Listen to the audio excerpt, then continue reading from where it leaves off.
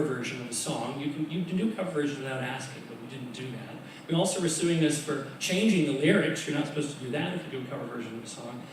They sued us for defamation of character, for associating this terrible foul language with the clean-cut image of the band U2. And finally, they sued us for fraud, saying it was a get-rich-quick scheme intended to dupe millions of innocent U2 fans into buying this record. So, I don't know how smart the U2 fans are. So we were sued for everything you can imagine, and what we were being sued for wasn't just this record. This is what we do. This is our entire way of creating art and culture and what we make and what we feel compelled to do and driven to do. And we've been doing this at the time for already 11 years of our lives, pretty substantial period of time.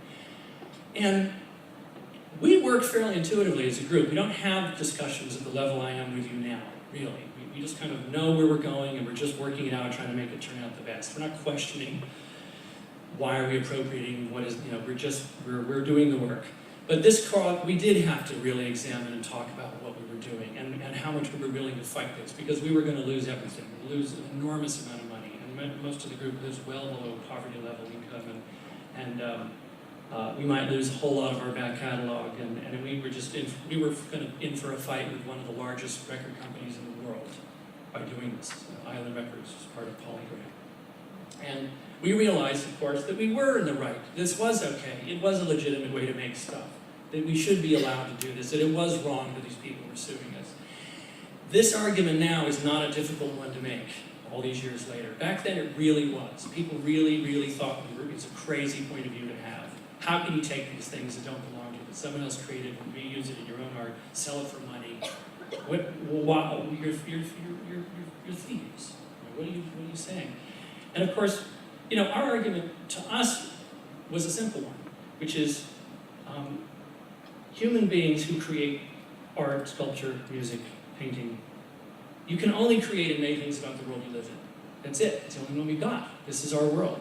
We're going to make creative things that respond to the world we're in.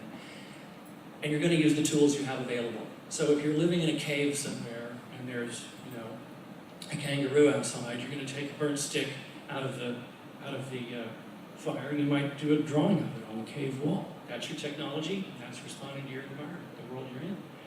And now the world we're living in, of course, obviously, it's media, it's a corporate presence, it's pop songs, ads, logos, and we have these new tools, these capturing technologies of first tape decks, tape recorders, and then computers and samplers and digital cameras and all these ways of grabbing things and making things. The impulse is the same. It's just human beings doing what they do. The difference is we have this very strange creature that's invaded our planet called corporations, who are immortal, claim to have the rights, at least in the U.S., of free speech and personhood when they deserve neither in any way, shape, or form. And it's what has destroyed. Personally, I think democracy in America is absolutely over at a national level. It's been completely destroyed. We're going down. You get to watch it from over here. I hope you guys don't copy this too much. But yeah, it's terrifying. I think at the local level, still good things can happen. But at the national level, it's the Citizens United Supreme Court decision, which some of you may know of, just terrifying. It felt to me like the final nail in the kind of coffin of pseudo-democracy that we had. But yes, the corporations claim that ideas are property. The very thought of putting the word intellectual next to the word property is just a very strange idea if you really think about it. We're saying an idea is a thing, it's property. And they want to profit from this, from their point of view, understandably, forever. There's no point where Walt Disney wants to say, well, we've had Mickey Mouse long enough, it's okay, you can have him and do whatever you want. Coffee mugs or comics where he's having sex with Minnie or whatever. We don't mind. They're never going to do that. From their point of view, it's understandable why they want to exercise this and stop things. So, having gone through that hoax with the axe murder story and learned a lot about working with the media, being sued was horrific, and it did take up 5 years of my life every single day, literally. It was absolutely unending battle.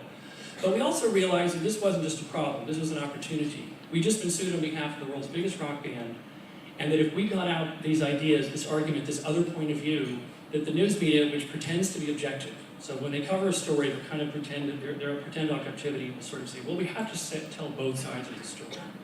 And a lot of media does that with these kind of false equivalencies that are really problematic too, as if both sides are kind of equal when they're not.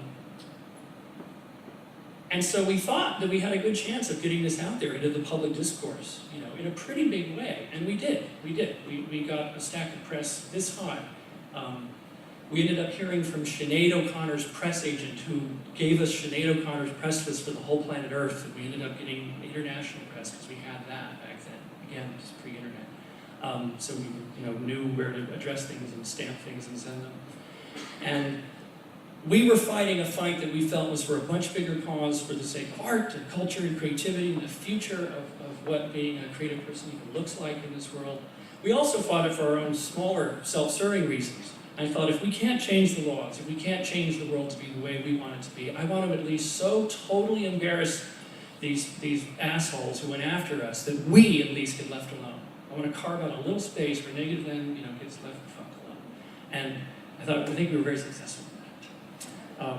And U2 really did get an enormous amount of bad press. In fact, I heard one story where they were interviewed on national radio here in Australia when they were on tour, and they got asked about it on the radio live. And we ended up tricking the Edge, the guitar player, into an interview. We actually talked to them about their Zoo TV tour and how they were appropriating things in their own tour, the images and copyrighted stuff. What did they think about that? What did their lawyers say? And then halfway through, we revealed, who we actually really were. That was interesting. And in the end, we collected the whole thing into this ridiculous. We actually, see, this is a giant infomercial. We actually made a book that actually tells the whole story. It's not a narrative retelling. It actually is the press releases, the faxes, the lawsuit, the phone calls, the call to the Edge. It's all the stuff, the behind-the-scenes journey you're never supposed to see when things get settled out of court. And the book ends up, of course, being an example of what it is. It tells a story of true found objects. And I think, we hoped it was very respectful of the reader, because you really get everyone's perspective on the story. You kind of make up your own mind. The record label we were on, the SST, founded by the founding member of the punk rock band Black Flag, unfortunately they also sued us for putting out a magazine about being sued for putting out a record. So I got very meta. So anyhow, I could talk about this story for a very long time, but what I want to show you now is a little short that we made to go along with this. And it's the B-side of the single, and it's a little film that we made with U2, so let's look at that. Now, we're up to our long-distance dedication. And this one is about kids and pets and a situation that we can all understand, whether we have kids or pets or neither. It's from a man in Cincinnati, Ohio, and here's what he writes. Dear Casey, this may seem to be a strange dedication request, but I'm quite sincere, and it'll mean a lot if you play it. Recently, there was a death in our family. He was a little dog named Snuggles, but he was most certainly a part of... Let's go start again. I'm coming out of the record. Play the record, okay? Please.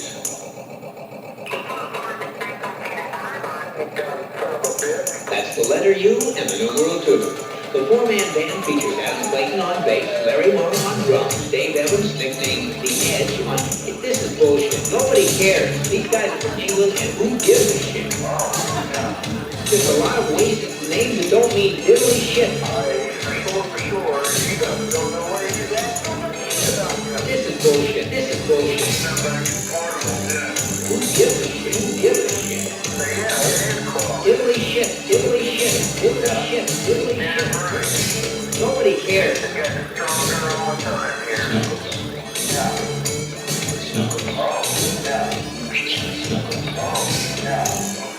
He was a little dog named Snuggles.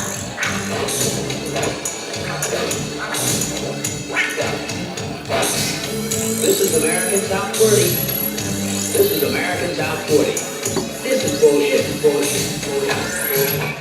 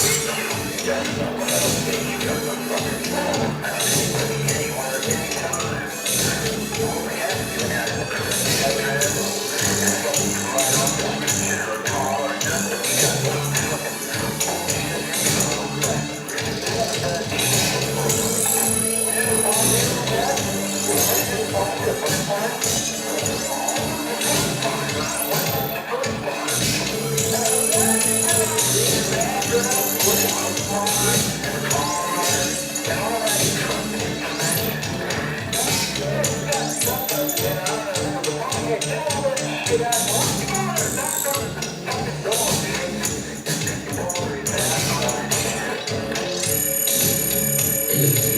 of those up-tempo goddamn numbers, man. It's impossible to make those transitions. Then you gotta go into somebody dying. God damn it, if we can't come out of a slow record, I don't understand it. Why are we doing these instrumentals? Do we got them? I don't understand it. This is all fucking new. I don't understand it. This is all fucking new. I don't understand it. I think if you read more into the music than is really there. Well, if somebody find out the goddamn answer, and if they mean it is vulgar and despicable to have songs like Between Night, Let's Do It Like Folklore, all of them like Folklore, those are considered euphemisms for something dirty. Who gives a shit? Some old dirty act. Italy shit. They used some trio things, but they used the word damn with banned on the radio. God damn it. In the 60s, it was a song of Louie Louie. God damn it. Something like that. God damn it. Every way they could play it, looking for the dirty God. And that's found the dirty message. The FCC was for it. Oh, fuck. In the 70s, people went through the same experience looking for the dirtiness of the song.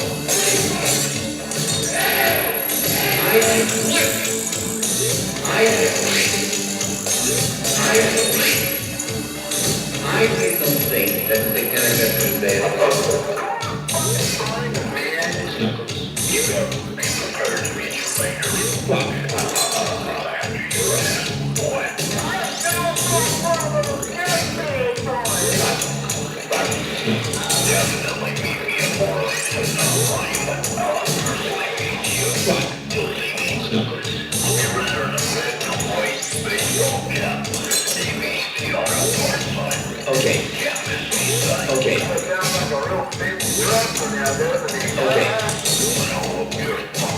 Okay, I want a goddamn concerted effort to come out of a record that isn't a fucking up-tempo record every time I do a goddamn death dedication. It's the last goddamn time I want somebody to use his fucking brain to not come out of a goddamn record that is, that's up-tempo, and I gotta talk about a fucking dog dying.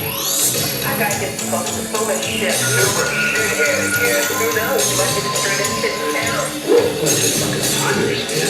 Ponderous, fucking ponderous. This is American Top 40, right here on the radio station you grew up with. Music Radio 138. Oh, fuck. Fuck you, Richard. Fuck you, Richard. Fuck you, Richard. Fuck you, Richard. Shit. Oh, I'm such a nice kid.